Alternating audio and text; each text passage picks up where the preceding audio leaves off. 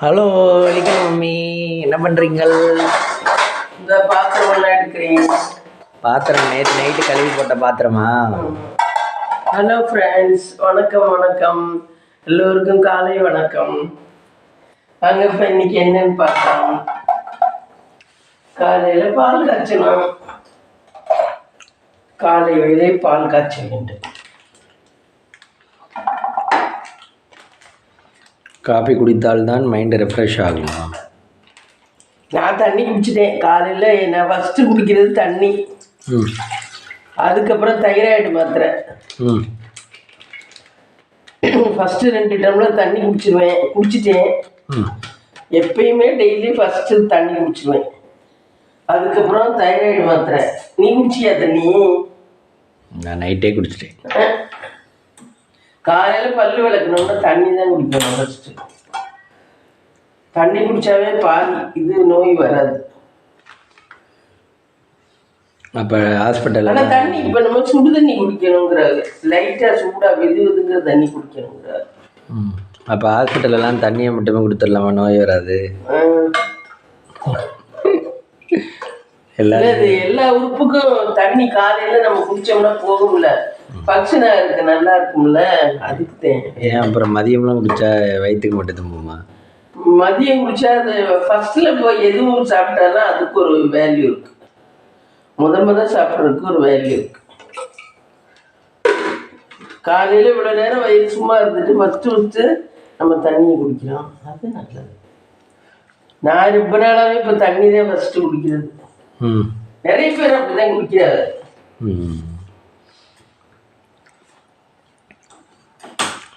தண்ணி குடிக்கணும். அதுக்கப்புறம் வேணா இந்த வேப்பந்தலை ஜூஸு, அப்புறம் என்ன ஜூஸு, நெல்லிக்காய் ஜூஸ். இதெல்லாம் இப்போ சளி பிடிச்சதுலேருந்து அதெல்லாம் விட்டுட்டேன், குடிக்கல. கொஞ்ச நாள் கழிச்சு குடிச்சுக்கோன்ட்டு. வேப்பந்தலை இருக்கு, இதெல்லாம் இருக்கு, அதெல்லாம் குடிக்கல. சளியா வேற இருக்கு. அதோட இதுகளெல்லாம் பண்ணோம்னா ரொம்ப ஆயிக்கும். சளி முதல்ல க்யூர் ஆகிட்டு.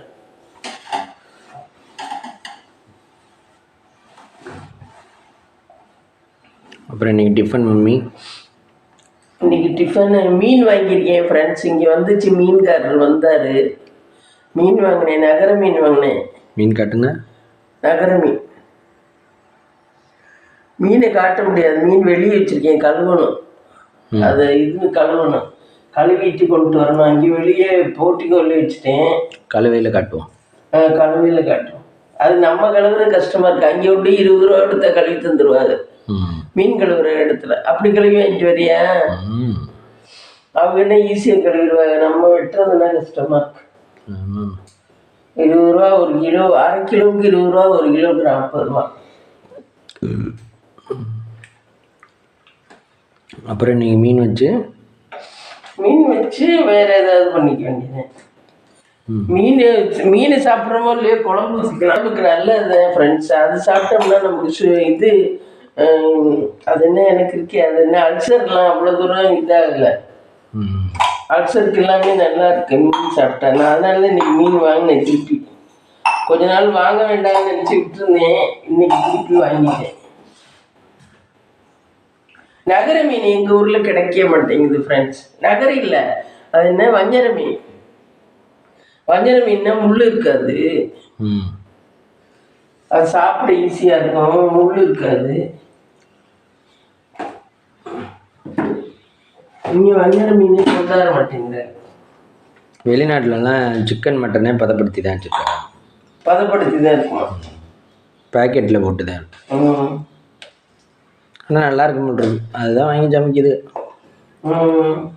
மட்டன்லாம் பீஸாக வெட்டி, மட்டன் 1/4 கிலோ 1/2 கிலோ. இப்போ நம்ம ரேஷன் இந்த இதுக்கு வந்துருச்சுல, அதெல்லாம் இங்கே அன்னைக்கு ஆடு கடை இதுக்கு விட்டாங்க. பூசை போட்டதுக்கு நம்ம பொண்ணங்கோயில்ல பூசை போட்டதுக்கு நைட்டு அவங்கதான் பூசை போட்டாங்க. பூசையை போட்டதே அவங்கதான். அன்னைக்கு அது சொன்னிச்சு சாப்பிடல. ஆனா அவங்க பூசையில வந்து இவ்வளவு பெரிய பெரிய பீஸா கறிய மிளகா போட்டு இடிச்சிட்டு அவிச்சு விட்டு அப்படி இதுன்னு வச்சிருந்தாங்க. நம்ம சமைக்கிற மாதிரி எல்லாம் சமைக்கிறது இல்ல. பூசைக்கார வீட்டுல பூசிக்கலாம், கோயில் பூசிக்கலாம். சும்மா அப்படியே மிளகு பொடியை இடிச்சு தூவி விட்டு குறைன்னு தூவி விட்டு வேக வச்சுட்டு இறக்கிடுறாங்க. அது அந்த பொண்ணு நிறைய சாப்பிட்டுச்சு, ஜீவம் பொண்ணு. அந்த பொண்ணு அது அது சொன்னிச்சு, அங்கெல்லாம் கிடைக்காது, இங்கே இருந்தாது, இங்கே தான் வருது அப்படின்னு சொன்னிச்சு. அதனால எனக்கு தெரியும். அவங்க மலேசியா தானே, மலேசியாவில் தான் அது டாக்டராக இருக்கு அந்த பொண்ணு.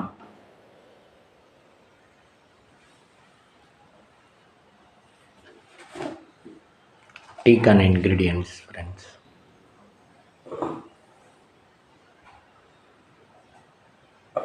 சக்கரை கோல்டு டீயும் ஏவி டீயும் கலந்து போடுறேன்.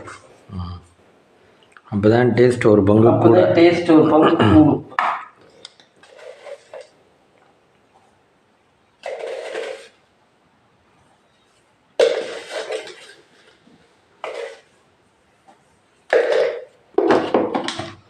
வாங்க சாமிக்கு போய் நைவேத்தியம் பண்ணிட்டு வந்துடலாம்.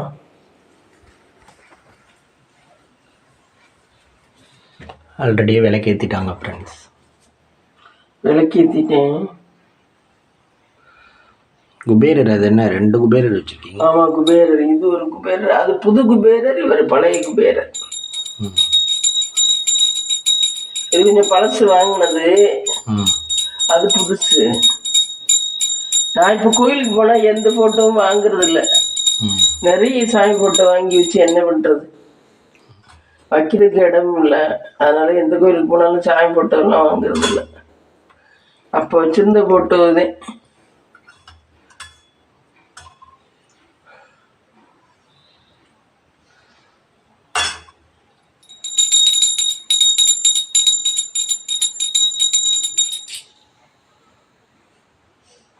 சாமி படமெல்லாம் வச்சுக்கிட்டோம்னா அதுக்கு தகுந்த மாதிரி பராமரிக்கணும்.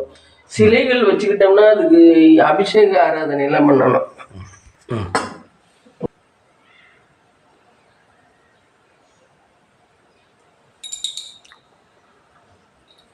மகாலட்சுமி தாய் எல்லோருக்கும் நல்லா சேரலுங்க. எங்கள் சேனல் பார்க்குறவங்க எல்லாரும் சாமி கும்பிடுங்க. எல்லாருக்கும் நல்லா சேரலுங்க. கடவுளே எல்லாரும் நல்லா இருக்கணும், நாங்களும் நல்லா இருக்கணும். பிள்ளையாரப்பா, அப்பா பா, இதில் ஊற்றியார்.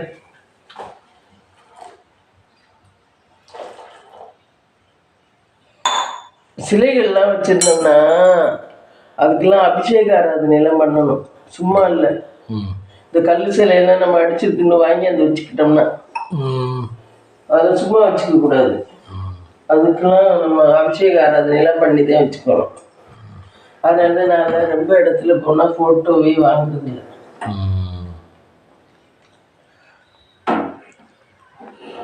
தெய்வத்தையும் சும்மா எல்லாம் வீட்டில் வச்சுக்க முடியாது. அதுக்கும் பண்ணுறதை பண்ணி செய்கிறத செஞ்சு எல்லாம் வாங்காது.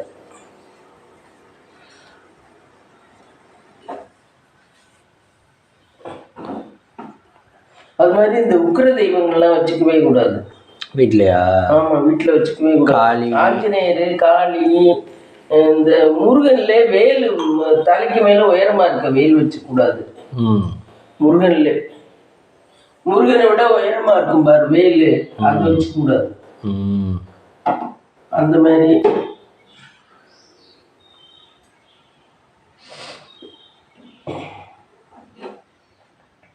உக்கிர தெய்வங்கள் வச்சுக்கூடாது. ஆஞ்சநேயர் வச்சுக்கூடாது. சாந்தமா மகாலட்சுமி, சரஸ்வதி, சிவன், முருகன், அப்புறம் என்ன பிள்ளையார், குலதெய்வம் படம். குலதெய்வம் படம் வச்சுக்கலாம். இல்லைன்னாக்கா படம் வாங்க முடியாட்டி அந்த குலதெய்வத்தோட மண் எடுத்தாந்து ஒரு மஞ்சள் துணியில சுத்திட்டு அதை வச்சு கும்பிடலாம். குலதெய்வத்தை நினைச்சு அதுவே போதும். அதுவே போதும். அது நிலவாசப்படியிலையும் வச்சுட்டு வீட்டுக்குள்ளேயும் வச்சு கும்பிடலாம். குலதெய்வத்தோட அருள் நமக்கு பரிபூர்ணமாக கிடைக்கும். குலதெய்வம் கோயிலில் அங்கே நடக்கிறோம்ல, அந்த இடத்துல உள்ள மண்ணை எடுத்துட்டு வந்து அதை ஒரு இதில் நல்லா அது காய வச்சுட்டு சுற்றி வச்சு ஒரு மஞ்சள் துணியில் சுற்றி வச்சு நம்ம கும்பிடலாம். ஃபோட்டோ இல்லைன்னா நான் அதுவும் எடுத்து வந்துட்டுருக்கேன். ஃபோட்டோவும் இருக்கு. ஃபோட்டோ தான் தேர் திருவிழாலாம் கொடுக்குறாளே, அதை தான் ஃப்ரேம் பண்ணி வச்சுருக்கோம் நம்ம. அது கிஃப்டாகவே சாமி ஃபோட்டோன்னு போட்டு கொடுக்கும். அது அடுத்த ஃப்ரேம் பண்ணி வச்சுப்போம். ஆனால் குலதெய்வத்தை கும்பிடுங்க ஃப்ரெண்ட்ஸு, எல்லாமே நல்லாயிருக்கும். குலதெய்வத்தோட இது நமக்கு கிடைச்சதுன்னா மற்ற தெய்வங்களோட ஆசீர்வாதமும் நமக்கு கிடைக்கும். குலதெய்வத்தை கும்பிடாம நீங்கள் என்னதே கும்பிட்டீங்கன்னாலும் நமக்கு மற்ற தெய்வத்தோட இது கிடைக்காது. மற்ற தெய்வம் எல்லாமே குலதெய்வத்தை போய் கேட்குமா, என்னை கும்பிடுறானே நான் அவனுக்கு அருள் புரியட்டுமா அப்படின்னு. குலதெய்வம் வாம்னு சொன்னாதே அதோட அருள் கிடைக்குமா. குலதெய்வத்தை கேட்டுதான் எல்லா சமயமே வருமா. அது மாதிரி எமன் கூட குலதெய்வத்தை கேட்டுதே வந்து பிடிப்பாராம். பிடிச்சிக்கவா அப்படின்னு எமன் கூட. அது மாதிரி இன்னொன்று சொல்கிறேன் ஃப்ரெண்ட்ஸ், தாய் தகப்பனை விட்டுட்டு நீங்கள் எந்த கோயிலுக்கு வேணாலும் போங்க, தாயும் தகப்பனையும் அழுது வச்சுட்டு அது கண்டிப்பாக நல்லாவே இருக்காது. தாய் தகப்பனை மட்டும் கும்பிட்டு மற்ற தெய்வத்தை கும்பிடாட்டி கூட பரவாயில்ல, நல்லா இருப்போம். தாய் தகப்பனை விட்டுட்டு நம்ம மற்ற தெய்வத்தை கும்பிட்டு நல்லா இருப்போம்னு நினச்சா அது சத்தியமாக நடக்காது. தாய் தகப்பன் மனசை குளிர வச்சுக்கணும், அதுதான் ரொம்ப.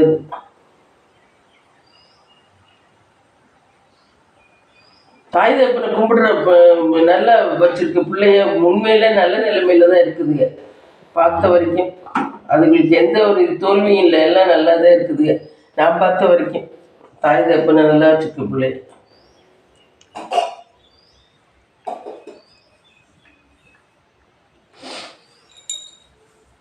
சட்டியை வடிகிட்டவன் இல்லை, இந்த சட்டியில் வடிகிட்டேன்.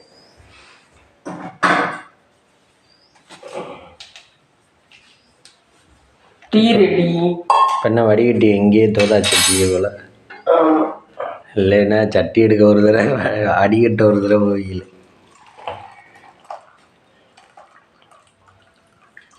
நல்லா நீட்டாக வச்சுக்கணும். கரண்டு போச்சு.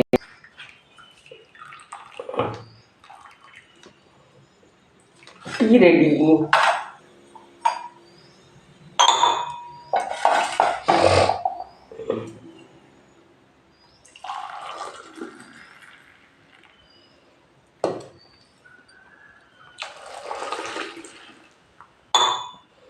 தாய் தகப்பனையும் குலதெய்வத்தையும் கும்பிட்டாவே நல்லா இருக்கும் ஃப்ரெண்ட்ஸ். பொதுவாக ஷார்ட்டாக குலதெய்வம் தாய் தகப்பன் ரெண்டு பேரையும் நல்லா பார்த்துக்கிட்டாவே போதும். ஷார்ட்டாக வாழ்க்கையோட ஒரு சின்ன பாலிசி அதை. பொண்டாட்டி பிள்ளைகளை பார்த்துக்க வேண்டாமா? பொண்டாட்டி பிள்ளைகளை பார்த்துக்கணும். பொண்டாட்டி பிள்ளையே பார்க்குறோம்னு சொல்லிட்டு தாய் தகப்பனை விட்டுறக்கூடாது. அப்போ எல்லாரையும் தான் பார்க்கணும்னு பொதுவாக சொல்ல வேண்டியது. பொண்டாட்டி பிள்ளைதான் பார்த்துருவீங்களே, இங்கிட்டு பார்க்காம இருக்கீங்க. பொண்டாட்டி பிள்ளைதான் பார்க்கலன்னா அவங்க நச்சுப்பிடுவாள். தாய் தகப்பன் தான் வயசானவங்க பாவம். பொண்டாட்டி பிள்ளைய பார்க்குறதுக்கு சொல்லியா கொடுக்கணும், அது உங்களுடைய அத்தியாவசிய தேவையாயிடுச்சு. அப்புறம் என்ன?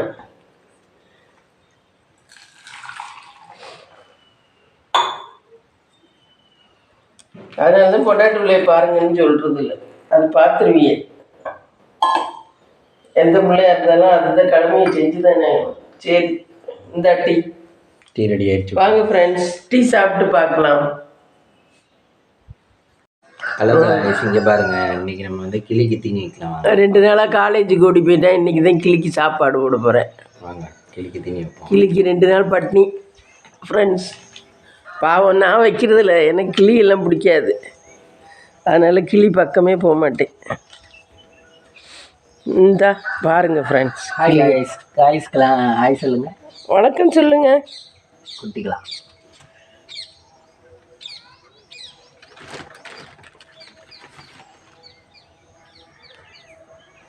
எங்கள் லவ் பேர்ட்ஸ் எப்படி இருக்குன்னு சொல்லுங்கள் ஃப்ரெண்ட்ஸ்.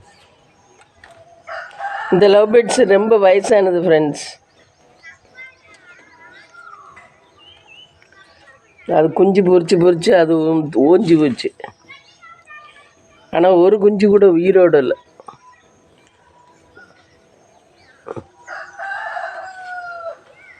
இது எங்கள் வீட்டில் ஒரு 7 வருஷமாக இருக்குல்ல. வீட்டுக்கு வர்றதுக்கு முன்னாடி. ஆமாம், இந்த வீடு கட்டுறதுக்கு முன்னாடியிலேருந்தே நாங்கள் வீடு குடியிருக்கிற வீட்டிலே வச்சுருந்தோம்.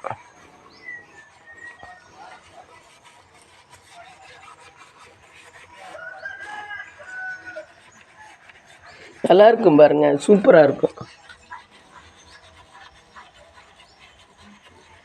பயப்படுதான் பாருங்க, அங்கிட்டு திரும்பிக்கிதான்.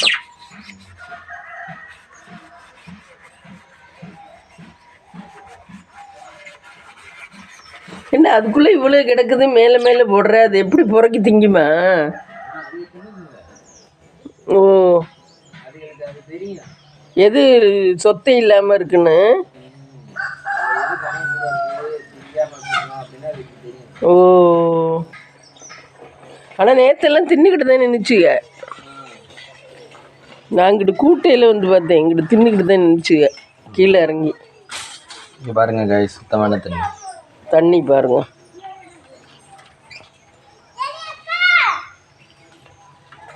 ஒரு நாள் இப்படி நிறைய தண்ணி வச்சுட்டேன், அதில் ஒரு குஞ்சு விழுந்து செத்து போச்சு. வாங்க இது இலை பறிச்சுக்கிட்டு வரும். இலை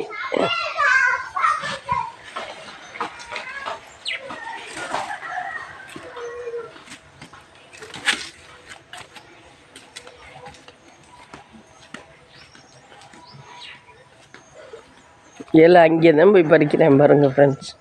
லாஸ்ட்டு இங்கே பாருங்க, கத்திரிக்கண்ணெல்லாம் கத்திரிக்கண்ணு சந்தையில் வாங்கிட்டு வந்தேன் ஃப்ரெண்ட்ஸ். ஒரு கட்டு 30 ரூபா. அதில் கிட்டத்தட்ட நான் ஒரு 10 இது வச்சேன், 3 சேர்த்து. இங்கே பாருங்க காய், இந்த பச்சை இலை கற்பூரவல்லி இலை தான் ஃப்ரெண்ட்ஸ். அதுதான் அதுங்களுக்கு ரொம்ப பிடிக்கும்.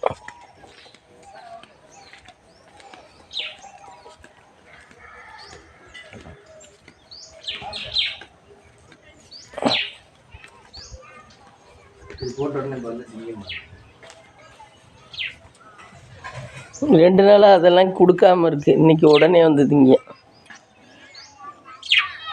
அதுங்களுக்கு இது பிடிச்ச உணவு இல்லை, நமக்குமே சளிக்கு அது சும்மா பச்சையை தின்னவே கேட்குது. நம்மகிட்ட ஒதுங்கிடும். நாங்களாம் போகிறோம், நீங்கள் சாப்பிடுங்க. நாங்கள் போகிறோம், நீங்கள் சாப்பிடுங்க. இங்கே பாருங்கள் ஃப்ரெண்ட்ஸ், நான் தொட்டியில் இது புதினா தழை வச்சேன், எப்படி இருக்குன்னு பாருங்கள். புதினா தழை நல்லா இருக்குது பாருங்கள், நல்லா வந்துருச்சு. ஒரு பிரியாணிக்கு போதும் புதினா.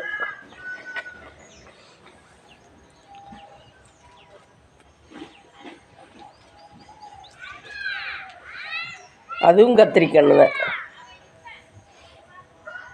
காலையில் பிரேக்ஃபாஸ்ட் பார்த்தீங்கன்னா சுட சுட தோசை, மீன் வாங்கினேன்னு சொன்னேன் பாருங்க, அந்த மீன் குழம்பு. இது என்ன மீன் ஃப்ரெண்ட்ஸு சொல்லுங்கள், இது நல்லா இருக்குமா என்னென்னு. நான் புதுசாக இன்றைக்கி தான் வாங்கினேன், மஞ்ச நகரேன்னு சொன்னார் அவர். குழம்பு வச்சுருக்கேன், எப்படி இருக்குன்னு தெரியல. இதுதான் காலையில் பிரேக்ஃபாஸ்ட்டு. மத்தியானத்துக்கு இதே குழம்பு தான். இன்றைக்கி லஞ்சு பார்த்திங்கன்னா சுட சுட சாதம் மட்டும்தான் வடித்தேன். காலையில் வச்ச மீன் குழம்பு, இப்போ அப்பளம் பொரித்தேன், தயிர் அங்கே ஃப்ரிட்ஜுக்குள்ளே இருக்குது தயிர். இதுதான் இன்றைக்கி லஞ்ச். வாங்க சாப்பிடலாம். இதோட இந்த வீட்டில் முடிச்சுக்கலாம் காலையில் உள்ள.